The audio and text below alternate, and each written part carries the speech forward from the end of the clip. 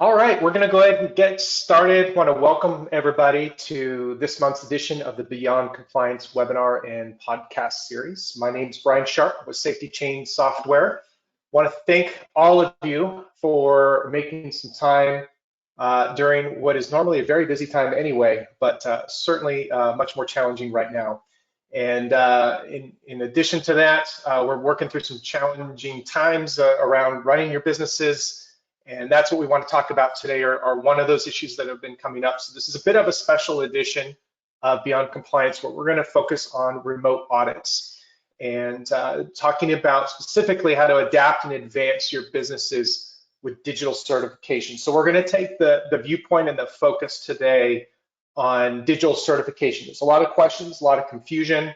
There's a lot of anticipation around how this is all going to shake down. Very fluid, obviously, still, but we wanted to put something together as quickly as we could to share some ideas and some practical tips on how you can maintain those certifications, because as we're learning, it's not just about keeping production going, it's also about distribution, being able to continue to sell your products to your customers. So we're glad you're here, and we brought in all the right people to make sure you get the most out of today, including our partners over at Eurofins, whom I'll introduce real quickly here.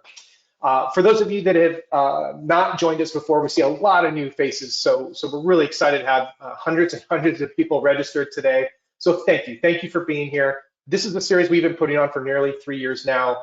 The idea is for it to be educational and training in nature.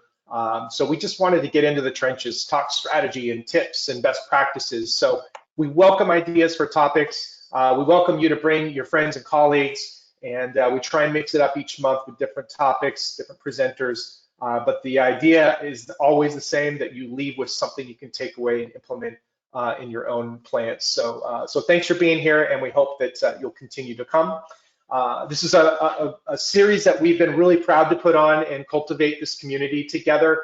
It's always fun to see so many customers come and join us. So hello to all of our SafetyChain friends. For those of you that are not SafetyChain customers, or we understand that you might be a different part of your journey for technology, you might not be using any, you might be starting your search. So we're here. We're here when you're ready. We're the #1 plant management platform. And if you think of us as a tool set that helps you collect, manage, and analyze all of that amazing data that you're using to run your operations and your plants from the time of receiving to the time of ship out, all your processes, QA checks, safety, compliance, OEE, in between. So welcome to join us over at our website to learn a little bit more at SafetyChain.com.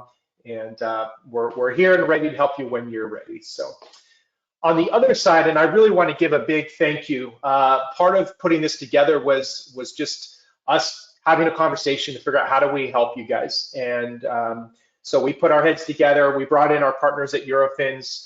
You might have seen the recent announcement of a more formalized partnership, which we're really excited about. We'll share at the very end. But for the time being, Brian Neal, the technical manager at Eurofins, who will be joining us today. I was hoping you could just share a quick moment about what you guys do over there in the food assurance division. Yeah, thank you, Brian. Yeah, definitely for you that aren't familiar with us in the food assurance side, of course, we have the labs, but also, as you can see from the screen there, we have a lot more services, and we offer all these globally. So of course we have the wide variety of the auditing, from second party, retail audits, supplier audits, whatever it may be, certification. So for all your GFSI or accredited audits, in human feed and animal feed, of course, wide variety of consulting, label services, and in lots of online training and on-site training and classroom training. So as you can see, the food assurance division has a lot of offerings for you and your clients and everyone in between. Yeah, awesome. And I'm sure everyone's quite familiar with you, and I know a lot of your customers are joining today, and you guys have been a great resource for our customers as well. So we appreciate the partnership and really grateful for helping hustle together this content for everybody. Some quick housekeeping before we get going. As I mentioned, we put this together. It's also important to note, think about how life was a month ago. It's very fluid, lots of things changing. So we're going to give you what we know up to date, but recognizing that things are going to evolve, and we'll evolve with it. But so we're going to be informal, provide some slides afterward. There'll be good references, but try and provide as much information as we can. We're going to encourage you to ask questions. We assume there'll be a fair number of those. We're going to hold those till the end.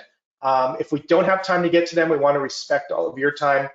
We will certainly get to them offline. So we'll make sure you get your answers one way or the other. You can be assured of that.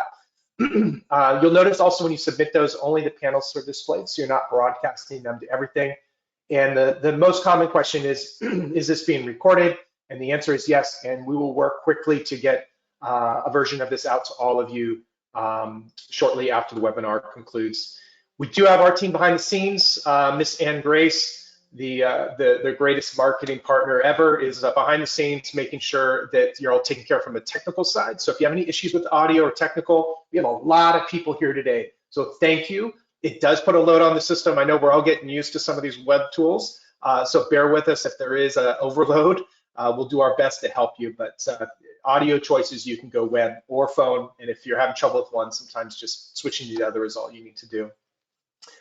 I want to quickly introduce our co-presenters here today. Shamanique Trick, who is our solution architect here at SafetyChain.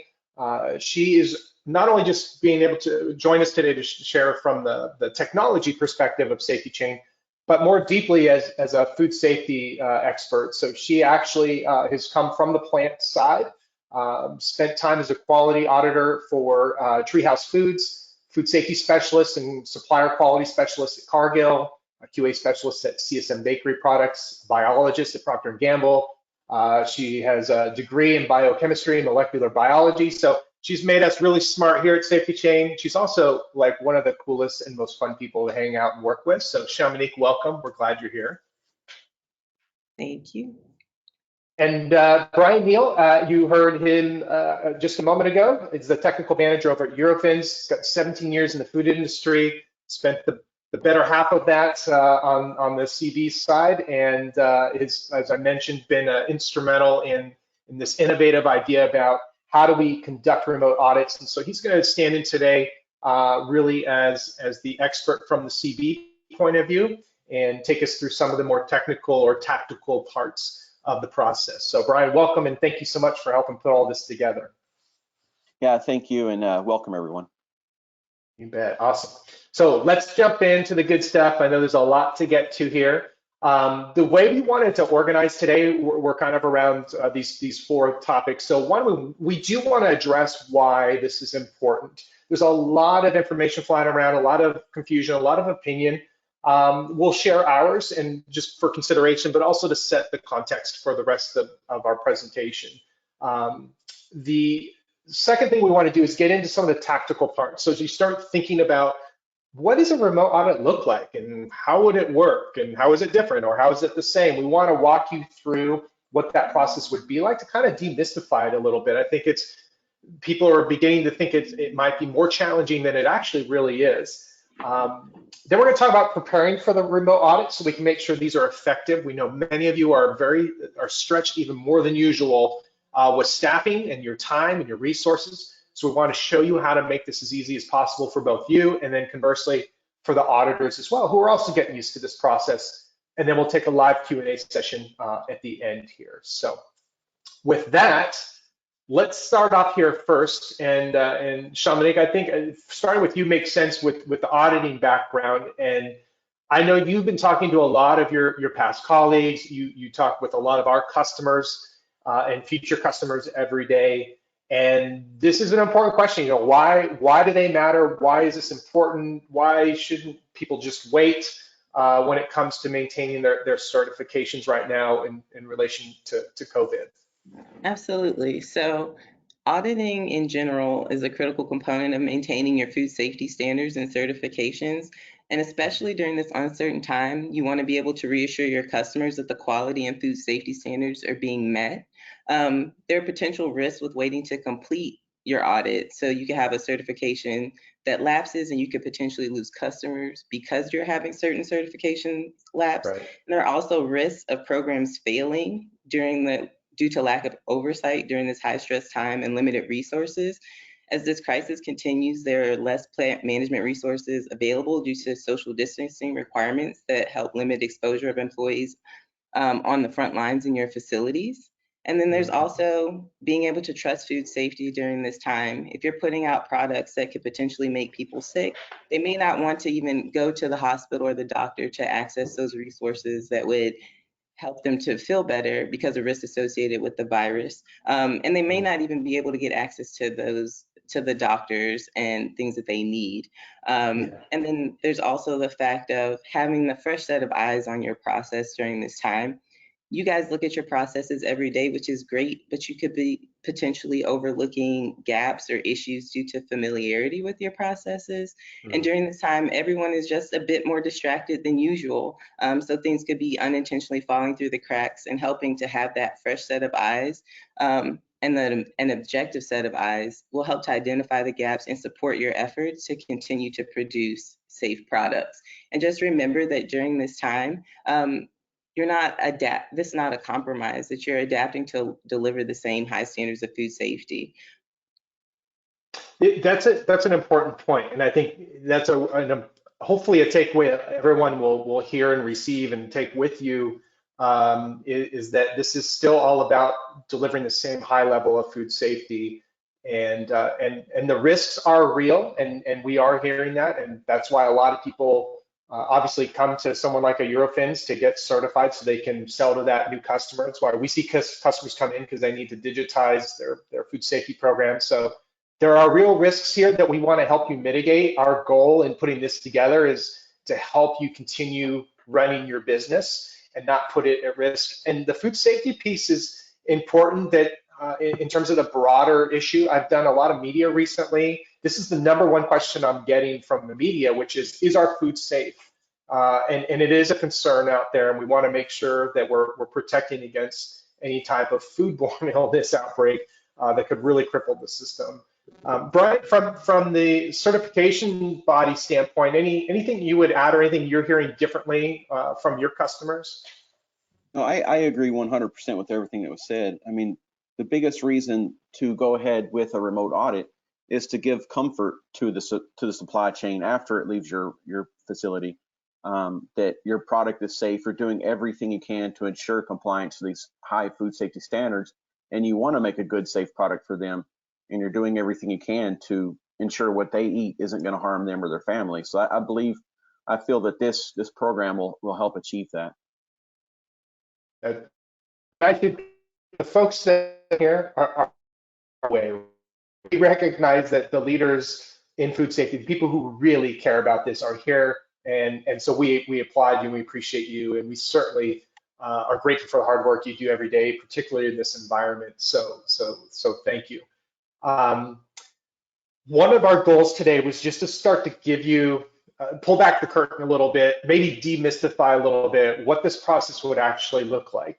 For those that are using technology, like for our SafetyChain customers, it's a little bit less of a jump, because they're used to a lot of the digitized process. If you're not using technology, it may feel more foreign or overwhelming. We want to mellow that. And the goal here today is also, regardless of whether you use SafetyChain or Eurofins, it doesn't matter. We're trying to arm you with some tools and tips that you can use to maintain your certifications wherever and however you do them. So, Brian, I'd like to start with you from your perspective at Eurofins, and just talk through what is this process going to look like for a customer, and what should they be thinking about in terms of the steps that need to be in their program if they're putting one together on their own.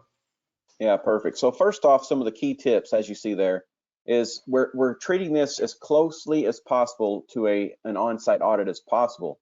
So we'll have the employee interviews, we'll look at records, we'll look at all your programs, procedures. We'll do all those key steps that we would on-site, of course, without the auditor walking around the entire facility looking at things.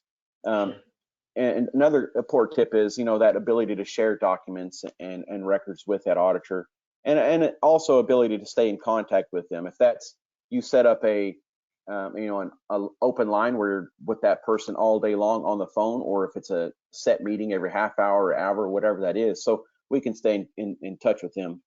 And then moving on to some of the key steps. So these are just steps. This is kind of how the remote audit process will flow. And it's just, like I said, a brief outline. So first off, and we've had this happen already, is the client yourselves will reach out to us and say, hey, because of the current crisis, we're going to have to postpone our audit. And then at that point, we would let you know, hey, we have this option available if you're interested. So you would let us know, yeah, that sounds like a great idea. What can we do? And at that point, you would conduct the self-assessment. And what this is, the self-assessment contains a few questions about your programs, your facility, your processes, if there's been any changes, what you've done in the last 12 months. So, just different things that are going on to help us decide if yes or no we can move forward with that remote assessment. And then, of course, we'll look at your previous year's audit and may ask a couple other questions. So that's what that brings to the next step is once you conduct that assessment, you submit it to us. This is all done online, and then you submit it to us. We review that, and we'll make the decision if the remote audit is the go or we have to complete an on-site audit based off the self-assessment and some of our internal reviews as well. And then during that self-assessment, it may ask you, let's say if you've made a change to your HACCP plan, for example, the system will say, okay, what are those changes? Upload that to this software so we can review that. And then we make the decision. And then after the decision is made, let's move forward with remote audit. We'll bring you to a next step in the process where you'll upload a required set of documents that we'll ask to be uploaded for further review. I mean, your HACCP plan, your sanitation plan, your allergen program, things like that are these mandatory documents that we'll have to review during the remote audit. So we'll have this all listed out. So there's no guessing game. Well, what do I need this? Do I need that? We'll have it all ready for you. So make it nice and easy for you. And then the next step, of course, in the process is the audit happens. And the audit will be remote, it'll be virtual. The checklist will be online, be virtual as well. So it'll all be completed kind of in this one system. So it's viewable by everyone. It's the remote checklist will only cover the items, of course, that we can review remotely. It won't ask if people are chewing gum because, obviously we can't see that. So we've pulled out in our checklist these items that we feel are important to address remotely. And then once that remote audit or that remote process is done, the checklist is complete. You'll have your opening and closing meeting, things like that. The auditor will make a recommendation if we should move forward and the remote audit is successful. We certify based off that, or the auditor recommends that an on-site audit is needed based on the outcome of the audit. If there was a few questions that couldn't be answered or the score, whatever it may be, that recommendation will be made, and then we'll move forward with the next steps. That's great. And so if I'm hearing this right, it's a lot of the same steps that you would typically do on an on-site audit. The differences here are the questionnaires are being done kind of on their own, and they're done digitally, right? So that's something so it's either something they're going to want to create, or in the case of Eurofins, that's something you've created for them. And then beyond that, the documentation process is pretty much the same. The only difference is now you're digitizing it and you got to get it somewhere, right? So in this case, you're going to have a portal where they'll upload it real easy. That it might be different for other folks in other ways. Is that a fair assessment? And then you still have your opening, closing meetings and that sort of thing. That is exactly right, Brian. Yeah, we'll have the opening meeting. We'll treat it just the same flow as we would an on-site audit, just like we're there, without being there, of course. So yeah, we'll request the same documents, the same record, the same procedures. We'll interview the same people we would if we were standing in front of them. So that's exactly right. Yeah. Okay. Shamanique, from your perspective, is there anything that you would add to that, or that you're seeing differently as you start to talk to customers? No, just reassuring you guys that the information that's going to be uploaded and reviewed is extremely confidential, and that the auditor who is assigned to you will be the person that has access to the information. It's not going to be out there for public consumption. That's really important. Yeah, that's very important. So the same secure process applies, maybe even more so now because it'll be all locked down, and only the appropriate people will see those. So that's great. So I think one of the keys we want you to take away from here is don't get overwhelmed by the concept of it being remote. It actually could end up being more efficient. In some cases, it might be more effective. I think we were talking about that, right, Tiffany and Brian, or Shamanique and Brian, we were talking about how some examples of where it could actually allow you to dig a little deeper in certain spots or be more thorough. It might be easier for the clients because of the fact that they're doing their part, then you do your part, right? So it's not as overwhelming. So it could end up being a more effective process, I think, as well. Yep. Agree 100%. I feel the same way, that we could definitely get into more detail on the important topics. Yep. Yeah, that's great. And that goes back to Dominique's original point of this is not a compromise, right? And because it's important from the CV perspective, right? If you're putting your stamp of approval on something and you're certifying them, it has to be legit, and so you have to go through the right process for that. So hopefully those tips are helpful. I'll go back to that screen just a minute. We'll share these slides. They're pretty simple, right? But they're just slightly different in how they're executed. So again, whether you're working with someone else, whether you're doing this on your own, or whether you're working with one or both of us, we just want to kind of take away the fear or the uncertainty about being able to do this. It's very doable, and it can actually be a pretty smooth process. So with that, let's talk about getting ready for the audit. And I know that Shamanique, this is one of your favorite topics, right? Because if we can prepare ourselves better, they go a little easier, makes everyone's job a little easier, a little less stress. Same thing applies here, right? Yep. So just as Brian was saying, identifying your key personnel, the same people that would support an on-site audit, make sure that they're available. And that includes people that may be sitting remotely now. If they need to conference in or be available by phone, make sure that they know that they're expected to join in on the audit. They may not be on site at the time that you decide to hold your audit. And then making sure that you have all the documentation from your auditor that you would need to conduct the audit. So that includes any NDAs that might need to be signed. Make sure that it's done prior to the remote audit, and then also sharing any normal documentation that would be that the auditor would need to fill out if they were on site. For example, like your visitors policy, making sure that you're still giving that to the auditor in advance so that they know that you guys are still following your normal procedures. We want to keep it as normal as possible. And then this one, checking your internet connection. Everyone's having connectivity issues these days, since everyone's home office is pretty much everyone's where they're hunkering down right now. But work with your IT department if necessary to make sure that your internet connection can support the audit for the entire agreed upon time. And if you do identify issues ahead of time, let your remote auditor know so that you guys can have a contingency plan in place to address that, because you want to make sure that the audit goes as seamlessly as possible. And then working with the audit team to identify the best method for conferencing. Are you going to WebEx, GoToMeeting, or Zoom? How is that going to work? And then understanding your file sharing capabilities. Do you guys currently have all of your records electronically, or are you going to need to scan things in order to upload? These are things that you should think about as you're starting to prepare for your audit, and then being ready to share any changes about your programs and monitoring since your last audit. Gathering that information and making sure that it's going to be readily available to the auditor is going to be critical in helping to make sure that this audit goes along seamlessly. So prepping as much as possible is going to be your best friend. It'll help the self-assessment go really easily, and then that'll also help the auditor to review your documentation and that self-assessment quickly and be able to move you on to the next steps of your audit. No doubt. And it makes Shamanique happy, right? Seeing everyone prepped and ready. That's good. So again, very similar types of items, slightly different, some adjustments in getting ready ahead of time.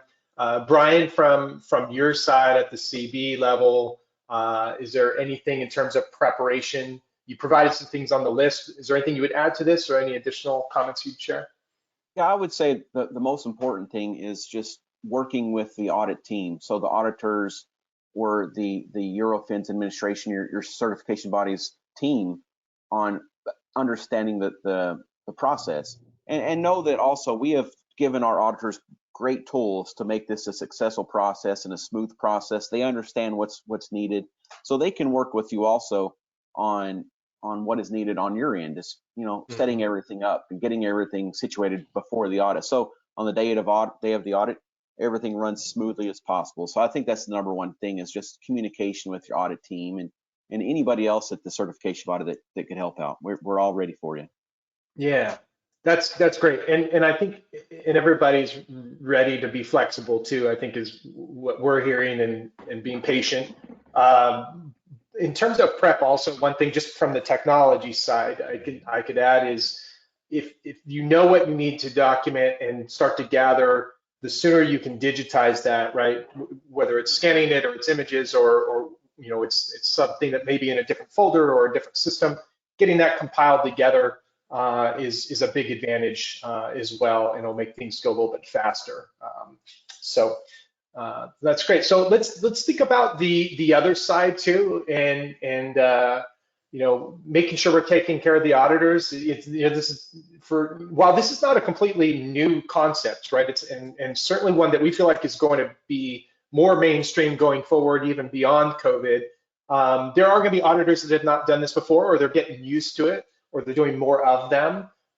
So I was curious if you know, from your perspective, Brian, if we could make life easier for your teams, you know, what does that look like? Yeah, great. So just like with an on-site audit, of course, I mean, of course, not to top on with webcams and meetings, but you want to have the right tools. So if that issue is, hey, let's hook up a video and let me interview this person on video, or could you take a video of this monitoring step, things like that. So if that's needed, then maybe make that a possibility, but that's all pre-planning. But the main thing is, and again, here's where it gets into the regular on-site audit, is stay calm, because during an audit, you know, it's a high stress situation.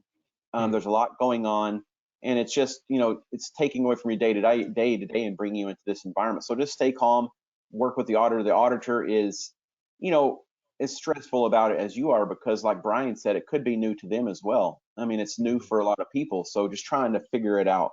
And then of course, quiet environment. Like we're all working at home right now, so we have dogs, we got cars driving by, we got kids screaming in the background. But you know, do your best, and of course, with you working in the facility, try to find a nice, if it's your office, tucked away quietly, so there's minimal interruptions. It moves on to the next point.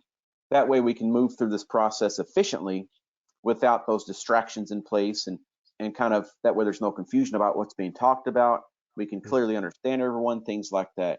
And the last one is important also, is test drive the system to make sure it works. If that's the day before, say, hey, Mr. Auditor, Miss Auditor, can we just jump on a call real quick, kind of make sure this technology works, make sure everything's up and running before we have to sit and, you know, talk to each other and deal with this for 8 hours tomorrow. That's definitely a good strategy to do. That's great. Good tips, I think, just for working at home in general in this environment. Stay calm, find a quiet spot, and get rid of those interruptions. So I think we all by now have a pretty funny story about someone walking in on a meeting, from our kids to our dogs and our spouses. Shamik, anything from your side? So this is your home field here, right? Anything you would add from the auditor perspective? No, I just think that everyone realizing that it's a new and different process will help everything to go a little smoother, and to not feel the pressure for it to be perfect, but to just try and make it go along as smoothly as possible, which is why doing those test drives and preparing is going to be critical in helping the process go along a lot easier. And it's going to require patience on both sides. So keep that in mind as well. Yeah, you just can't get flustered. I mean, just getting ready for this webinar, we had, I think, 500 something people or whatever, and the system kicked me out, and I was just able to get a nick of time. You just gotta roll with it, right? So I think those are great tips, and we have to remember there's humans on both sides of this working through some pretty difficult times right now. So good advice. So I know there's a lot of questions, and they're firing away here. So we wanted to intentionally save a lot of time today for these. So we will get through as many as we can here, but hopefully you've taken away, you know, this was meant to be high level, give you some direction, help you understand conceptually what a remote audit would look like. It's a very fluid situation, and it's different for different types of certifications, and we certainly recognize that as well. So we'll dig into some of the details here, and if we either don't have the answer or we'd like to confirm it first, just given the sensitivity, we may do that. But Brian and Shamanique, if you're ready, I'll dig through some of the questions. We've got some good ones coming in here. So, Yeah, of course. All right. All right, sounds good. So everybody be patient with me as I try and sift through all of these here. Well, I'll take the easy one first. So yes, we are recording this and we were going to send that out. That's one I can take. So thank you for that. Yes, we'll have a recording and a link to all the slides here afterward. That's one of the more common early questions. The question from Myron here is something I think we've actually talked about internally a fair amount amongst us. Do you see remote audits as a trend for the future, even after COVID-19? Will it be something FDA will respect? Yeah, so as far as this being a tool used in the future, I definitely do see it as a tool being used in the future, not only for, you know, Eurofins, but for every certification body and for every audit standard. And even as far as regulatory wise, I know that they have talked about using some form of remote. Of course, those FDA and USDA, they need to be in your site looking at these your facility and your processes and products, make sure they're going out safe. So, I mean, the regulatory side, it may be a different story, but as far as accepting the audit, we're putting as much work and an effort into the remote audit as we would as an on-site. So it's going to be equivalent to what we would offer to you. Even, you know, stuff into GFSI world or, you know, accreditation. I see it being a long-term solution. Yeah, that's good. And I'm going to jump to that question because that's a hot topic, as we all know. GFSI and including, you know, SQF, and I know there's been some recent movement on there. Can you provide any updates on if or how this would apply to folks in those areas? Yeah, as far as GFSI, SQF in particular, as far as movement with remote auditing, the current stance is, as you all know, is there's no remote auditing for SQF audits or remote activities. We're all hopeful that that will change in the future, and it may. I mean, we'll just have to see what the next days hold. Yeah. But I mean, yeah, I think I'm hopeful, and other people are hopeful that that's the path forward. We just have to see what happens. Yeah, and it'll probably be contingent of, I would imagine, on how long all of this continues on for. But that is a distinction several of you have made, and you are correct, and that is our understanding as well. But I think the other important takeaway is this is a tool that can be used in a lot of capacities, even on the consulting side, right? If you're working with any consultants, being able to do these type of remote activities is beneficial for the business. But there's a lot of places where this actually really can help. So let's see here. Question about pest control. Will the remote audit require looking at pest control documentation? And if yes, would access to an e-logbook be sufficient? That's a good question from Charlotte. Yeah, that's a great question. And actually had this topic come up yesterday because pest control books, I mean, are massive giant binders that when they hand it to you, it's like a brick, you know, 50-pound book they hand to you. Right, sure. Both your hands to grab this book. But it definitely would be something that would be looked at remotely. So I know a lot of these pest control companies are going to all electronic, and they can send their license. You can look at their license online. They can look at your MSD or your SDSs online, and even the service reports are all online. So that is definitely something that will be included in the remote audit, of course. Yeah, good point. It's also been encouraging to see, we've seen some comments here about folks that have been doing remote audits or doing them with their suppliers. And again, you know, I think that'll be a future topic. You know, this one today we're focused on the certification aspect, but yeah, this is not necessarily totally new. And you start talking about things like e-log books and all the digitizing, we're all moving that direction. So it's encouraging to see that. So I appreciate everybody who's sharing that and your notes there. Question here, how can facilities inspection be done? So maybe you can talk a little bit, Brian, and Shamanique, you could add anything here as well, but when there is going to require some sort of an on-site, almost, is there a bridging process? You do part remote and part on-site when that's available, or how do you see that kind of working out at this time? Yes, of course. So as I mentioned with the remote audit, when the auditor makes their recommendation, either, yeah, everything was great, or everything, there were some open-ended things here we need to talk about, we would then have a on-site audit. So I guess there could be two parts to this question. The first part would be, yeah, we would go back on site. We would not do a full audit because we already did a remote audit where we looked at a lot of your programs and procedures. We wouldn't want to do that again. That second part where we come on site would be, we just do a facility inspection. We ask some questions, we watch the processes, may look at some real-time records, maybe do a trace exercise, things like that, but it would not be a full audit because we've already done all that stuff, prior to on the computer.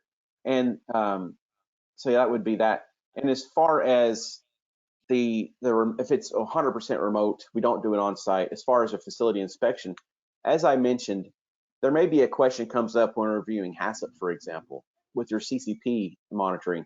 We're like, well, I'd like to see that step. And it may be a question if you have a video on your phone, you could go out there on a video call and show us that process, have your monitor person walk through that, or even do a video, send it, upload it like a normal process, so we can just to help us answer those questions and get to the thought process. And that helps sometimes too, to see it visually.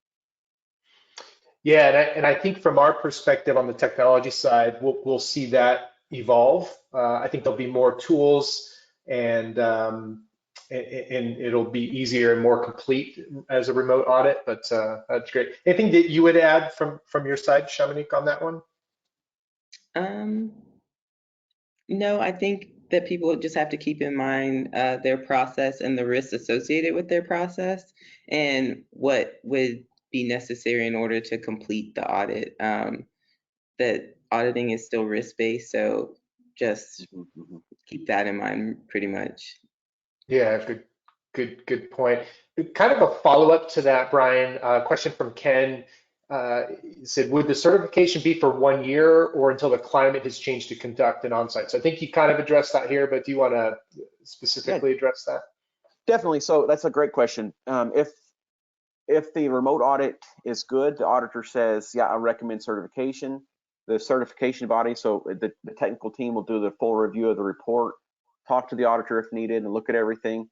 If based off of that, then the remote audits, we say grant certification, then it's a 12-month certificate. If the recommendation is we need to do an on-site audit within 90 days or whatever that is, then you will not get a full 12-month certificate until after that on-site audit is complete. Got it. Great. Thank you for clarifying. Kind of a technical question here, and this might be one of your customers, Brian, at Eurofins, just asking how they'll share the documents with an auditor online. We didn't get into that specifically because we wanted to keep this high level, but specifically for the solution we're putting together, maybe you can talk through that real briefly. Yeah, so we're working actually with SafetyChain on that solution where everything will be done electronically on their platform, where all the documents will be uploaded. As Shamanique mentioned, it's all very secure, where access will only be granted to a certain group of people. So yourself, the auditor, maybe someone like myself from the technical team, and then that's it. No one else can see it. No one can grab it from there, can pull it, use it for their own use. Everything is very secure in that portal. So everything is loaded into there before the audit. Even if at the day of the audit, the auditor says, well, I don't see this in there, you can upload it the same day of the audit as well. So it's all kind of present and accounted for in this one nicely wrapped software system. Yeah. No, that's great. And I'll segue to this. This is a solution that Brian was referring to here. So if you're an existing Eurofins customer, this is already included in your services. So you would just start the process by reaching out to your account manager. For those that are SafetyChain customers, we've worked out a special discount for you if you're new to working with Eurofins for your certification. But as Brian described, this is a remote certification solution. So it's all built on the SafetyChain platform in partnership with Eurofins, a private secure portal where you'll upload all your documents. They will also push out, as you can see, some of the self-assessment forms. And then the nice thing is everything will be visible and transparent in terms of tracking and monitoring what's been received, what's still outstanding, and that really helps both sides. So that for the end user, for the customer who's trying to track down all of this and get through the audit, you know exactly where you stand. And obviously for the Eurofins side, they're not having to ask and re-ask questions, so it keeps things pretty efficient that way. So we're really excited about this. I think this is an innovative solution. we've come together to build. And again, great thanks to the team at Eurofins. And this is now available and live as of this moment. So you're the first to see and hear about it. You can go to their website, or again, you can reach out to your account manager. But if you're new, you can go to the web address down below, pop them a note, and they can give you a quick tour and an overview of how it would work. But they're doing great work. And again, at the core of all of this is to help protect you guys, to make sure that you're able to continue selling your product to your customers and maintain those critical certifications. And we're excited to try and help where we can during this time. And that's important. So I think we have time for a few more questions here, if you guys are up for it. Let me jump in and see here. This is a good question. So if you have hard copy of like your training documents, your meeting minutes, so maybe we can generalize this to anything that's on paper right now. There's a lot of you that are still on paper, which is the reality. Should they be scanned before the audit, or just wait until the auditor's asking? And maybe Shamanique, you could start with that one. I think that once the customers are in the portal, those requirements will be clearly laid out and explain what documents need to be uploaded prior to the audit. So that's something that should be done before the audit, because you will understand the requirements. They'll be pushed out to you. You want to be able to just answer questions about the documents that you've already uploaded into the system during your audit, just for time's sake and respecting the audit process. So keep that in mind. Got it. That's great. Brian, anything you would add from your side? Yeah, so as far as that goes, like you said, a lot of records are hand done. I mean, I would say the majority of them are handwritten. And you're right, Shamanique, we will supply each of you with a set list of things we would like to see during the audit. So it takes the guesswork. Do we need this? Do we need that? And of course, if something is missed, it's not a big deal. You can upload it, the day of the audit. If you don't have the option to scan it, if you can take a clear picture, do the same thing, whatever it is, so we can kind of look at that. So we can work through it. Yeah, that's great. We've got a bunch more questions. Some are getting pretty specific. I think one thing, just to reiterate kind of the understanding around GFSI and specifically around SQF, maybe to flip that around, Brian, can you talk about the certifications that you are planning to do or that you're authorized to do at this time? And I know obviously this is fluid and could change this afternoon or tomorrow, but are you comfortable speaking to that at this point? Of course, yeah. As far as any GFSI program, we just have to wait on word from GFSI. So it's not up to us what we do. It's not up to the program owners what they do. It's all what GFSI. So we're just all kind of waiting around to kind of for updates from those guys. But as far as other programs that will allow remote audits, so of course we have our Eurofins audits, we have our GMP audit, we have our distribution audit, some supplements audits, and HACCP verification. Sorry. But we also have FAMI-QS, the feed audit. They are still allowing remote audits right now. So they have a whole position paper on how that should look with their options, and we are conducting those as well. So we've done a couple of those already since this all started. Okay, excellent. And if you have specific questions about how it would apply to your own certifications or one you're looking for, again, you can go to the website here, and they're prepared to walk you through all those. Right, this is a different time, right? Right now, we're all here to be a resource, and that's how this whole thing came about. So whether you do business with Eurofins or not, they're here to be a resource. SafetyChain, same thing. If we can help on the technology side, we've just got to all get through this thing together, and we'll all be better for it on the other side. So we're proud to partner with them, and we want to help you however we can. So we've got a lot more questions. I think in the interest of time, what we'll do is we'll take the rest of these offline. You've got some really good ones, but I think conceptually we've covered most of the areas of or the topic areas that are coming up here. There's just some view specific questions. I think some of these specifically for Eurofins customers that we want to make sure and get Brian and your team to answer one off. But so before we close up, any closing thoughts? Maybe Shamanique, I'll start with you. Anything you wanted to share in general or about this specifically? I think this is going to be a really unique tool that will have some longevity in our industry, and that you should be open to the process. I think that's my biggest takeaway from this, is that there's going to be a lot of good things that come out from this remote audit process, and that it will be good in the future. Yeah, that's great. Brian, how about you? Yeah, thanks. Yeah, I'm just excited where things are going and evolving, because that's what it's about. But also what you said about we're coming out at the other end better, and I agree with that, because I think because of these challenges and how we're adapting, it's going to make us all better and stronger, and in that make our programs better, our product better, and I think it's going to be good for everyone.